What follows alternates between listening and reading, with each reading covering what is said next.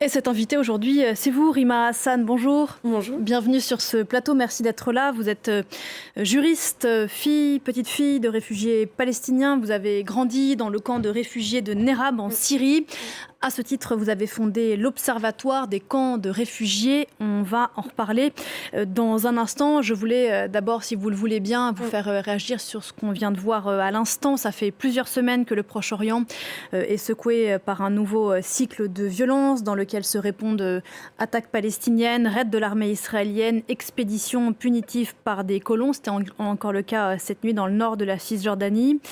Qu'est-ce que ces images vous évoquent ? Moi, j'ai eu l'occasion de le dire à plusieurs reprises. Je pense que je ne ferai pas partie de la génération qui verra une issue positive à ce conflit. Et forcément, en tant que descendante de la Nakba et en ayant un peu cette mémoire de plus de 70 ans de conflit derrière nous, je suis forcément attristée de voir qu'il n'y a pas d'issue positive, qu'on n'a pas non plus de relais politique qui permettent aujourd'hui de se projeter, d'espérer à une fin qui permettrait de tendre vers une véritable cohabitation et coexistence de toutes celles et ceux qui sont sur cette terre. Néanmoins, je pense que c'est important aussi de rappeler qu'on a besoin de se raccrocher à des boussoles pour trouver le chemin d'une certaine façon. Et ma boussole, vous l'avez introduit, c'est celle du droit. Et aujourd'hui, on a quand même des réflexions, des études sur l'évolution, la mutation du conflit qui tend vers ce qu'on peut aujourd'hui qualifier de crimes d'apartheid. Human Rights Watch, Amnesty International, les Nations Unies ont suffisamment documenté cette question.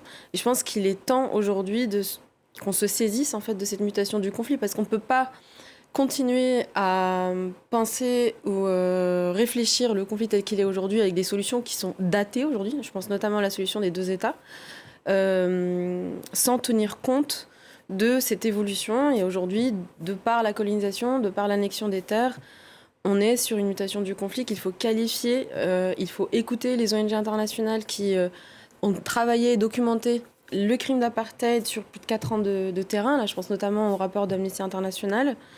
Et il est urgent de garder en tête ces boussoles qui nous permettent justement de nous défaire peut-être un peu de nos sensibilités mutuelles sur ce conflit, et de se dire de qui est-ce qu'on peut s'entourer et de quelles expertises on peut s'entourer pour tendre vers une solution. Ouais, vous parlez de boussole. Localement, quelle boussole, avec un gouvernement israélien qui est le plus à droite de l'histoire d'Israël depuis 2 mois, un gouvernement palestinien, du moins une autorité palestinienne qui est elle aussi contestée, y compris par les Palestiniens. Pour les habitants du Proche-Orient, quelle est la boussole aujourd'hui ? Mais je pense que pour ce terrain-là, depuis le début, il n'y a pas d'impulsion qui puisse se faire sans la mobilisation de la communauté internationale. Et c'est en cela qu'il faut saisir tous les relais, tous les leviers de la communauté internationale pour qu'on puisse trouver des solutions. Mais effectivement, aujourd'hui, on est dans une situation assez particulière où on ne peut pas compter ni sur l'autorité palestinienne, ni sur le gouvernement israélien. Et c'est à la communauté internationale de prendre ses responsabilités. Qui, pour l'instant, notamment face à la poussée de la colonisation, qui est sans doute ce qui explique ce regain de violence, c'est la colonisation qui est visée en ce moment par ces attaques palestiniennes, en tout cas ce qu'elle incarne. On a entendu Washington critiquer la poursuite de la colonisation, mais à part les critiques, il ne se passe pas grand-chose. Mais c'est pour ça que je parle de boussole sur le droit, parce qu'effectivement, je pense qu'on a aujourd'hui des outils et disons une qualification très claire des violations des droits humains de par les autorités israéliennes, et qu'il est question de l'annexion des territoires palestiniens, de la colonisation. Le droit est très clair, le droit international est très clair sur ces questions, et qu'il faut nécessairement se défaire justement de ces sensibilités et demander à la communauté internationale d'arriver à des condamnations qui soient claires, effectives, et qui respectent les droits du peuple palestinien. Le peuple palestinien, il faut quand même le dire, on est quand même dans une histoire de dépossession des droits de ce peuple depuis plus de 70 ans.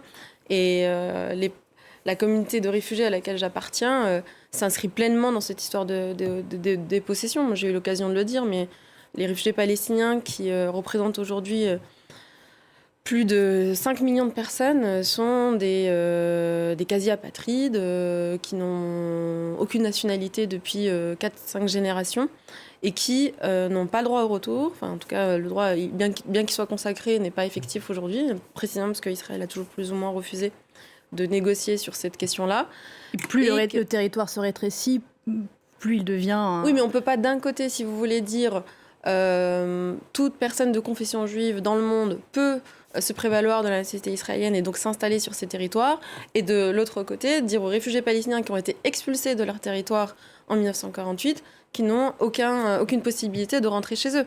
Donc on ne peut pas avoir ce double discours et la question de l'apartheid, justement, elle s'étend aussi à cette communauté de réfugiés palestiniens à laquelle j'appartiens. Et c'est précisément l'objet de l'observatoire que vous avez monté, Rima Hassan. Pour comprendre comment vous êtes arrivé à cet observatoire, il faut raconter un peu votre parcours. Je le disais, vous êtes né dans un camp de réfugiés palestiniens à Nerab en Syrie.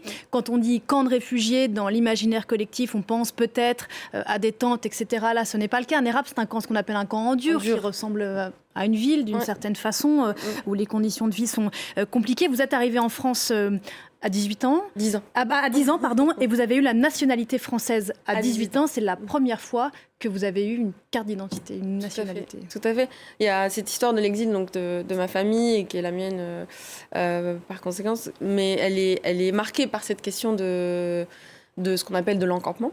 L'encampement, c'est... le fait d'être dans un exil qui est conditionné, où la mobilité elle est compliquée, voire réduite. Et s'ajoute à cela le statut particulier des réfugiés palestiniens. Les réfugiés palestiniens sont les seuls réfugiés au monde à se transmettre le statut de génération en génération.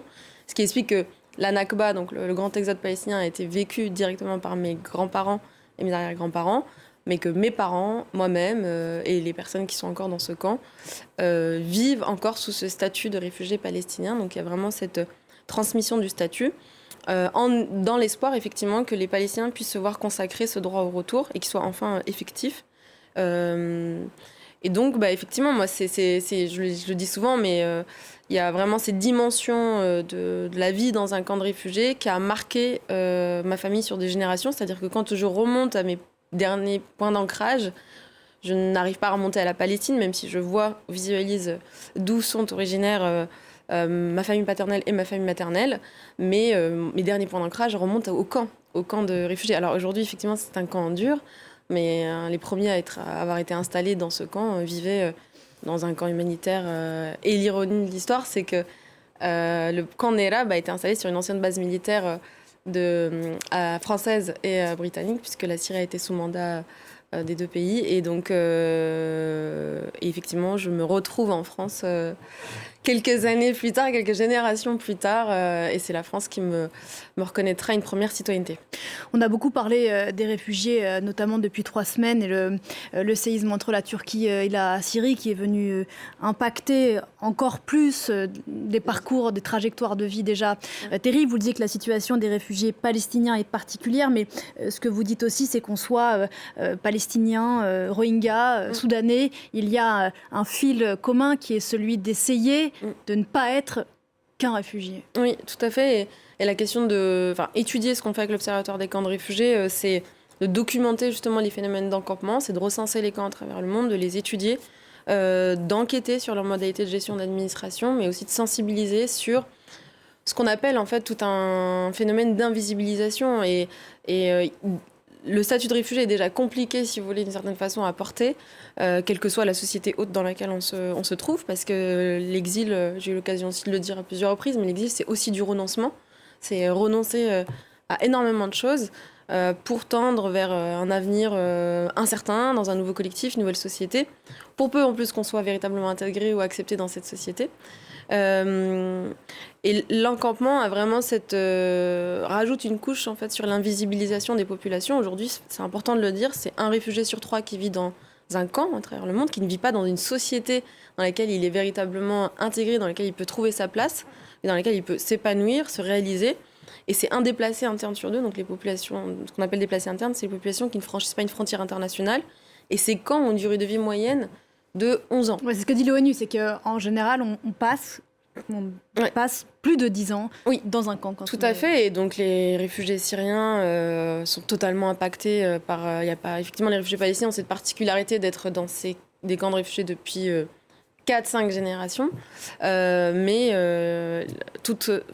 qu'on observe, c'est que tous les réfugiés en fait, sont impactés par ce phénomène de l'encampement et qui participe à invisibiliser les réfugiés et qui surtout constitue un véritable gâchis. C'est-à-dire qu'il faut bien comprendre que toutes les années que vous allez passer dans un camp de réfugiés, ce sont des années dans lesquelles vous ne pouvez pas vous réaliser. Vous ne pouvez pas embrasser vos rêves, vous ne pouvez pas vous trouver une place dans une société et vous êtes dans l'attente de quelque chose. Soit dans l'attente de pouvoir rentrer chez vous, soit dans l'attente de pouvoir être intégré, complètement accepté dans une nouvelle société. Et ce qu'on essaye effectivement, nous, de documenter ou d'alerter, c'est sur ces points c'est de se dire mais comment est-ce qu'on va pouvoir récupérer ces populations qui, pendant des années, ont été sous perfusion humanitaire et dans lesquelles ils n'ont pas pu justement se réaliser. Que fait-on après, si toutefois un jour il y a un après ? Tout à fait. Ouais. Où va-t-on ? C'est ça. Qu'est-ce qu'on construit ? Et surtout dans la perspective aussi des catastrophes climatiques qui nous attendent. Enfin, moi, je fais partie de cette génération qui se sont très préoccupés par ces questions. À horizon de 2050, on sait qu'on aura plus de 250 millions de réfugiés climatiques. Et si déjà, aujourd'hui, avec 100 millions de personnes déracinées à travers le monde, on peine effectivement à avoir des vrais mécanismes d'accueil ou à tout du moins avoir une préoccupation qui soit à la hauteur des enjeux des migrations, comment est-ce qu'on se prépare à ces chiffres qui nous attendent pour dans 20 ans ? Question posée. Merci beaucoup, Rima Hassan, d'être venue ce matin sur le plateau de Paris Direct, fondatrice, présidente de l'Observatoire des camps de réfugiés dont on parlait à l'instant. Merci encore. Merci à vous. Très bonne journée à vous. Nous, on se retrouve juste après la pause avec Sandrine Gomez pour la suite de Paris Direct. Ce sera l'heure notamment du décryptage avec Baptiste Falvoz. On parlera d'Irlande du Nord et du grand format, le Focus, qui nous emmène en Inde aujourd'hui. On parle de végétarisme politique. À tout de suite.